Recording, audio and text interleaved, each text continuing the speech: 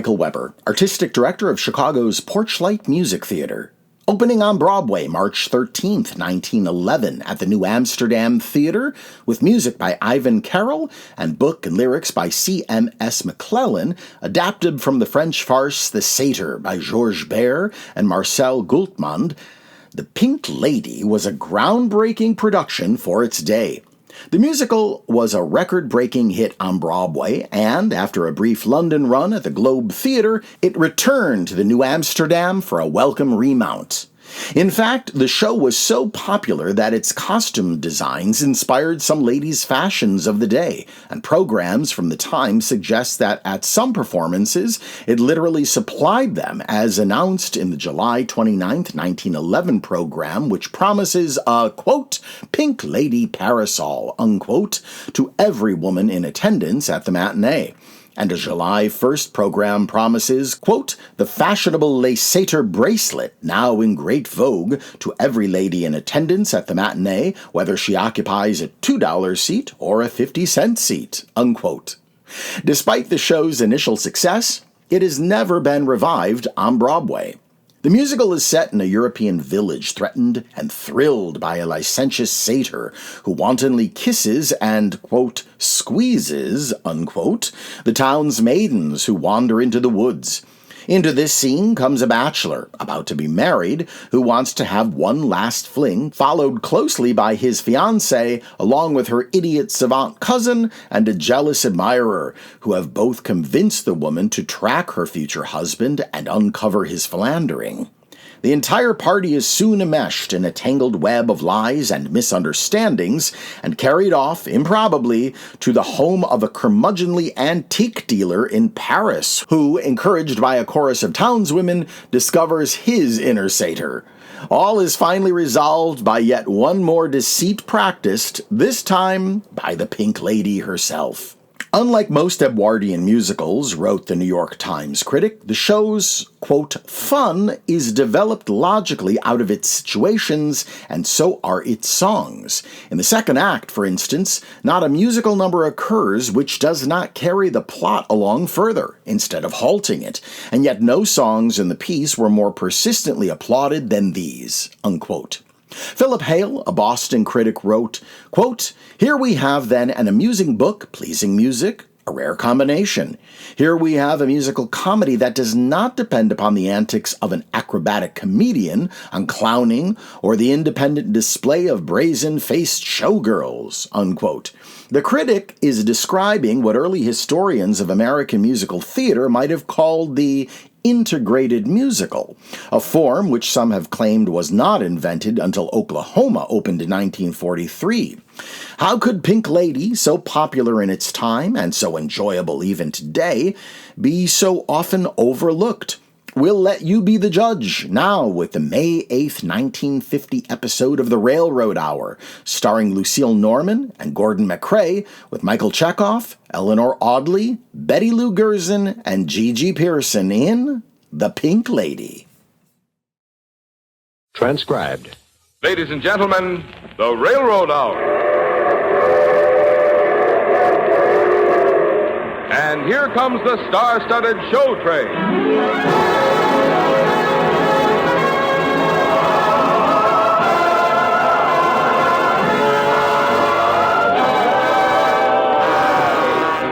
Tonight, the Association of American Railroads presents the great musical success, The Pink Lady, starring Gordon MacRae and his lovely guest star, Lucille Norman.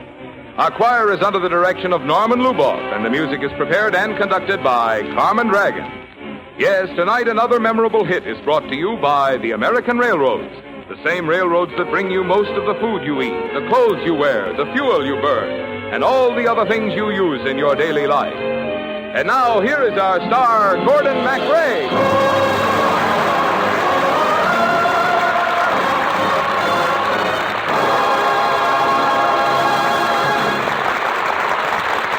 Thank you, Marvin Miller, and good evening, ladies and gentlemen. Our guest star is a young lady who's as beautiful as her own voice, Lucille Norman. You've heard her on the Railroad Hour many times in the company of other famous guests. But tonight, for the first time, she plays a title role. The Pink Lady.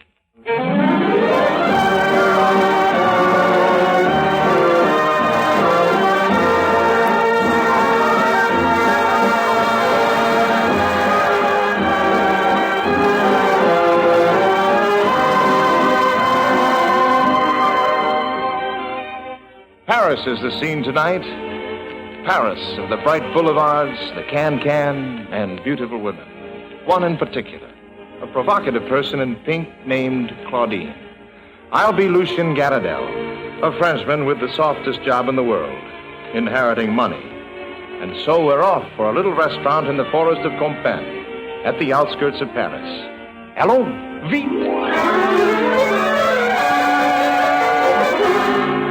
Claudine! Claudine! Are you looking for someone, sir? Yes, waiter. I'm meeting a woman. A beautiful woman. Ah, but monsieur, to a Frenchman, all women are beautiful, except his wife. Well, that's a fine thing to say to a man who's about to get married. Oh, I'm sorry, sir. I haven't seen your future wife. Well, of course you haven't. She's not the girl I'm meeting. Oh? Now we'll want to eat here in the garden. Just the two of us. In the most romantic spot you have. Monsieur, you are planning a romantic rendezvous, but not with your fiancée? Well, of course not. How dull. You don't seem to get the idea at all. I'm going to be married in June. It's now the beginning of May. And so I'm still free to commune with a life that is single and gay. I'm free, but it's almost a sin. Already I ought to be true. I ought to sit down and begin to behave as sedate husbands do. But not just yet, just yet, just yet. I've got about 6 weeks more. Then I must forget all the joys I have known before. Claudine must become a mere dream of the past, and I the conventional hobby at last. But not just yet, just yet, just yet. I'm single for 6 weeks more. But not just yet, just yet, just yet. He's got about 6 weeks more. 6 weeks to forget with a life that we all adore. Of course, at the end of my bachelorhood, I'm sure to reform and grow perfectly good. But not just yet. Just yet, just yet. I'm single for 6 weeks more.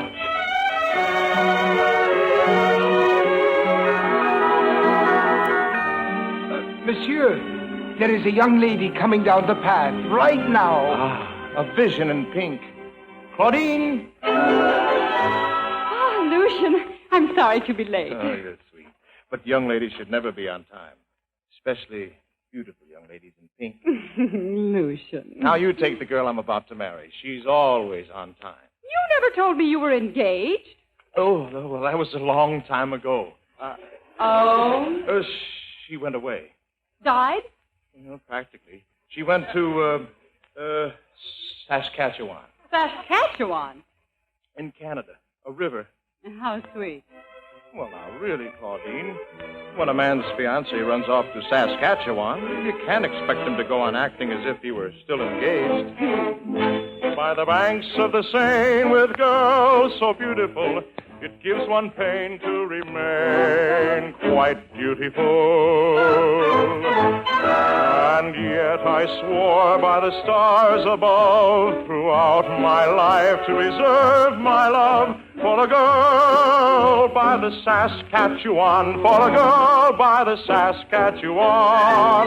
On the banks of the Seine, there's love awaiting you to quell the pain that's exasperating you. So skip with joy as you laugh, ha, ha, and wire a quick little cool ta-ta to the girl on the Saskatchewan, to the girl on the Saskatchewan.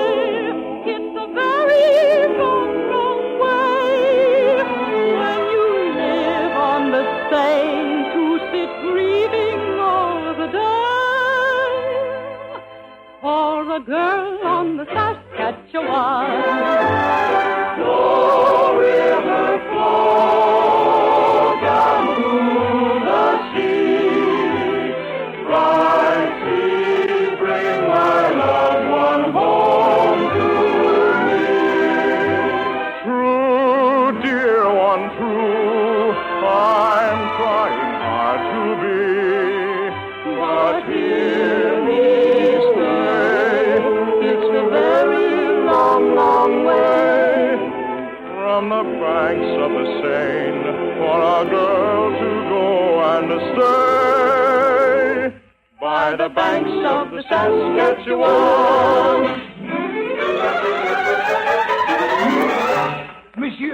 Monsieur, there is another young lady coming down the path looking for you. Oh, my fiancée. Back from Saskatchewan? You've got to hide. She's very jealous. Well, so am I. Well, you can be jealous in back of the tree. Quick, hide! Oh. Lucien! Angèle, my darling. What a glorious surprise. I thought I might surprise you having a secret rendezvous with another woman. Oh, Angèle, I've been sitting here, lonesome, longing for you. And how does it happen? The table is set for two? I was hungry. A likely story. Where is the little hussy you've been dining with? Behind this tree, I suppose. Oh, no. Ah, Mademoiselle Saskatchewan. Oh, did you hear what she called me? Please, ladies, listen to me. I know how this must look to you, but I assure you, Angèle, my sweet, your future husband is not dining with an unmarried woman. Who, me? Allow me to present this lady in pink, Madame Dondidier. Huh? The wife of my dearest friend. You never told me you had a friend named Don Didier. Well, I don't like to talk about him. Because of his illness. Illness? My husband is ill. The tragedy of your life. It is? I mean, it is. You see, he's a wild man, goes around kissing women that he's never even seen before. I don't believe a word you're saying. Where does this Don Didier live? Huh? 72 Rue de la Paix. I'm going straight to that address and check up on your story. Oh, I wouldn't do that. And why not? My husband's not at home. Oh, he's gone to see a doctor about his lumbago. Lumbago? He has the lumbago? We think that's what causes his trouble. You mean he goes around kissing every girl he meets because he has the lumbago? Isn't it curious? Lucy and I am going back to Paris, to your friend's house. And if you aren't telling me the truth, oh, I feel sorry for you. Good day. I didn't like the way she said that. Lucian, you're a dreadful liar. I always thought I was rather good at it. Well, what will happen when she gets to 72 Rue de la Paix and finds there's no one there named Don Didier? But there is. I remember the sign. Don Didier, antique. Do you know the man? Never saw him in my life. Well, what do we do? Well, we must get to this fellow, Don Didier, before my fiancée gets to him, and make him play along with us. Will he do it? If we buy enough antiques, he will. Come on, Claudine. We've got to beat Angèle back to Paris.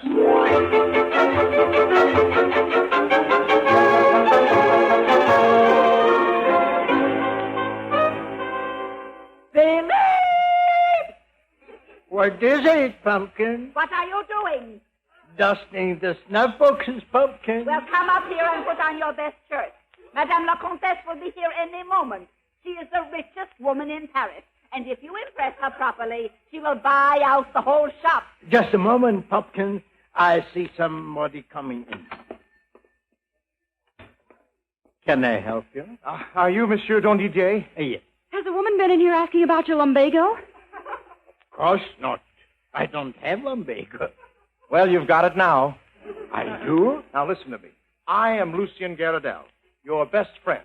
Yes? And I'm Claudine, your wife. But my wife is upstairs. Well, you've got two of them now. You've been to the doctor this morning. You're a wild man. Faithless. You kiss every girl you meet. You are both out of your minds. Now get out of my shop. Oh, no, wait, Mr. Don DJ. How much is this snuff box? 1,000 francs. I'll give you 2,000, if you'll do as I say. Oh, well, what must I do? When a woman walks in that door, kiss her. But I don't know how. You don't know how to kiss? You're married, aren't you? What's that got to do with it? Don't you kiss your wife? What a revolting idea. Well, Claudine will demonstrate how to kiss. Observe, monsieur. One arm about the girl's shoulder. Another about the waist. The head, thus. The lips. I have kisses in plenty, but if you please, I give various kisses in different keys. Warm, sweet kisses that glitter and cold that freeze. I can give both kinds with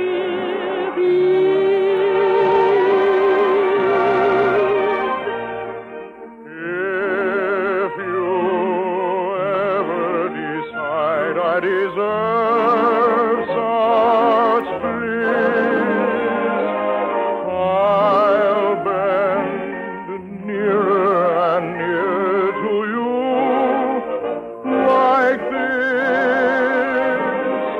And I'll express all my love on my lips. I will give you my best and my warmest kiss. If she ever decides you deserve such bliss,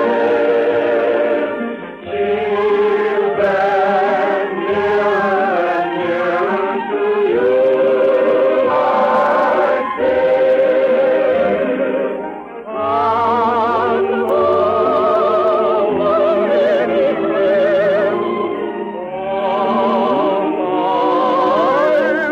on my lips,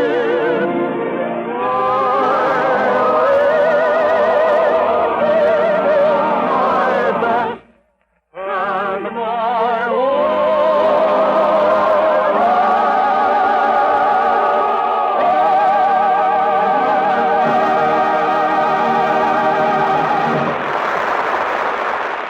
Refused to accept these findings and has called a strike to start on Wednesday morning. It is the position of the railroads that such a strike, if it goes into effect, would result from an arbitrary insistence upon an absolute waste of manpower, such a waste as 2 presidential boards have disapproved, and such a waste as neither the railroads nor the nation can afford to condone. Hi, this is Porchlight Education Director Rebecca Singer. Thank you for listening to WPMT. If you value programming like this, consider making a donation today at porchlightmusictheater.org. We appreciate your consideration and hope you enjoy the show. Now, here is Act 2 of The Pink Lady, starring Gordon MacRae and his lovely guest star, Lucille Norman, with the well-known picture actor Michael Chekhov as the antique dealer.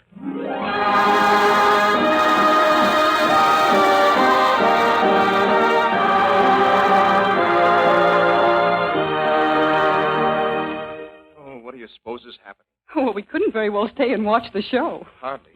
My fiancée found us both in the antique shop. She'd know it was a put-up job. If you don't mind my saying so, I think your fiancée is a prune. I agree with you. Then why did you propose to her? Well, it seemed like a good idea at the time. But you don't love her. Love? I hate love. How can you say such a thing? Why, I love love. When love goes astray, oh, where does he go? Off to the Moulin Rouge. No, among hearts with his arrows and bows. Sure, that's a subterfuge. For love is a cynical chap, and for archery don't care a rap. He's a roistering, rackety, impious elf, and only considers himself. Why, love is a perfect baby, a beautiful, innocent boy. In days that are past, he was maybe, but being a baby will cloy, and love became bored with childhood, grew tired of being divine, and leaving the sweetwood, he came up to Paris to dine. I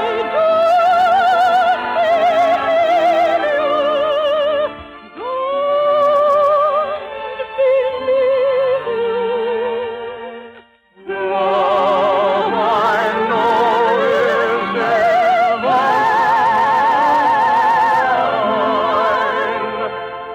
I know that love is.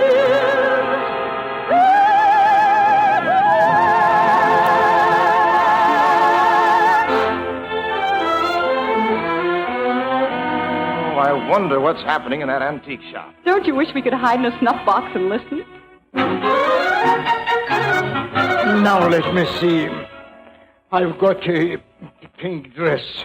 I'm married to the lumbago, and I've got to kiss a doctor. Oh, no, that's not right. Oh, this must be the woman coming now. All right, Don Didier, get ready to be naughty. How do you do? Are you Monsieur Don Didier? I am. Beautiful lady, did you ever have the lumbago? I beg your pardon. You think your future husband lied about me? What? It's all true. And I'm going to kiss you. Oh. I'm going to make violent love to you. And I'm going to... Oh, yes. I am going to make violent love to you. Yes, pumpkin. What did you do to the Countess? That was the Countess? Who else? Oh, I have insulted the richest woman in Paris. Oh. I'll never do anybody a favor again. I'm looking for Monsieur Don Didier. I don't have the lumbago. I haven't been to the doctor. And Touchenne Garridel is no friend of mine. Oh, that proves you know him. He wasn't lying after all. Now kiss me, and I'll know that everything he said was true. Kiss her and I'll bounce a snuff box off your head. I'll kiss her if I please. What? Aha, my old friend Don Didier. Up to your old tricks again, I see. We're just in time. Kissing my fiancée. You should be ashamed of yourself. Lucien, I'm sorry that I doubted you. And please forgive me, Madame Don Didier. She is not Madame Don Didier. I am Madame Don Didier. If she says she's my wife, I'm going to kiss her. Now, just a minute, Don Didier. I'm going to kiss everybody. But why? Because I like it. You like it? I like it. So do I. At 2:30 this afternoon, he was a moral man. Clink, clink, clink, right in the door, he passed the wonderful man. 3:30, a bold buffoon started a deadly plan to wreck his life on the rocks of sin, to break the door of his scruples in and push him over the brink, the brink where the glasses clink. And the worst of it is he likes it, he likes it, he likes it.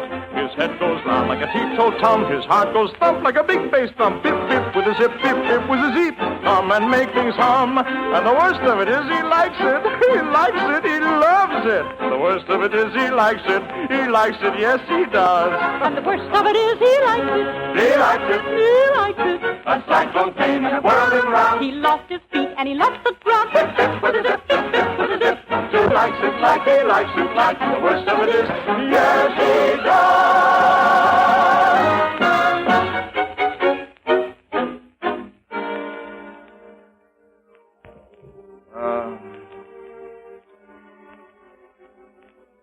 Angele, sweetheart, will you believe me now? I love you and you only. The Pink Lady doesn't mean a thing to me. Oh, thank you, Lucian. Huh? I love you, too. But I was talking to Angele. I know. But I also know that you're the worst liar in the world. So if you say you love her, you must be madly in love with me. Well, then I'll tell the truth, Pink Lady. For the first time in my life, you're as smart as you are beautiful.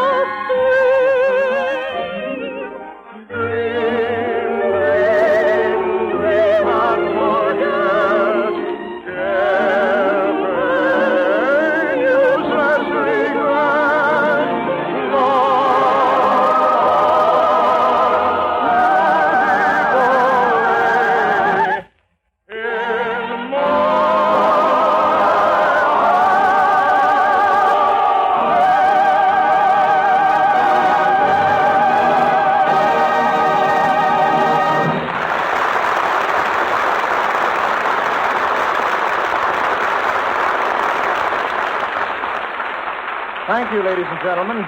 Lucille Norman will be back in just a moment. And our thanks to Michael Chekhov, who played the antique dealer, and to the supporting cast, Eleanor Audley, Betty Lou Gerson, and Gigi Pearson. The Pink Lady, with book and lyrics by C.M.S. McClellan and music by Ivan Carriel, was dramatized for the radio by Lawrence and Lee. The Railroad Hour is brought to you each week at this time by the American Railroads. Remember that whenever you ship by rail, your money is working in 4 different ways. It pays for safe, dependable transportation. It helps ensure better and more economical service in the years ahead. It promotes business for industry and jobs for people in all parts of the country. And it means taxes that help pay for the education of your children and the general public welfare. Yes, for the country and for you. It's good business to do business with the railroads. And now here again is Lucille Norman.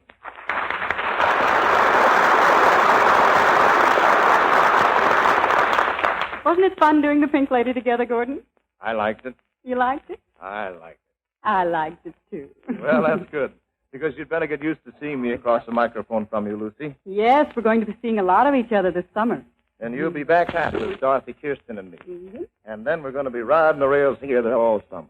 I've got my bags all packed with stickers that say Summer Show Train. Mm-hmm. And we're inviting the whole country to travel back through the past with us, starting 3 weeks from tonight. What's next week, Gordon? Well, Dorothy Kirsten and I will be galloping through Sherwood Forest in the music of the all-time favorite, Robin Hood. I'll be listening. Good night, Lucille. Today's guest star, Lucille Norman's first film roles were in 1942. First, an uncredited part in the film Personalities, which was a vehicle that MGM used to showcase their new stars. Then, she and actor Gene Kelly both made their official screen debuts singing and dancing with Judy Garland in the MGM film For Me and My Gal. Co-star Michael Chekhov was a Russian-American actor, director, author, and theater practitioner. He was a nephew of the playwright Anton Chekhov and a student of Konstantin Stanislavski. Stanislavski referred to him as his most brilliant student. Although mainly a stage actor, he made a few notable appearances on film, perhaps most memorably as the Freudian analyst in Alfred Hitchcock's Spellbound in 1945, for which he received his only Academy Award nomination. Theaters across the country need your support now more than ever. We hope you'll consider a donation to Porchlight Music Theater today. Just go to porchlightmusictheater.org. Until next time on Classic Musicals from the Golden Age of Radio, I'm Michael Weber.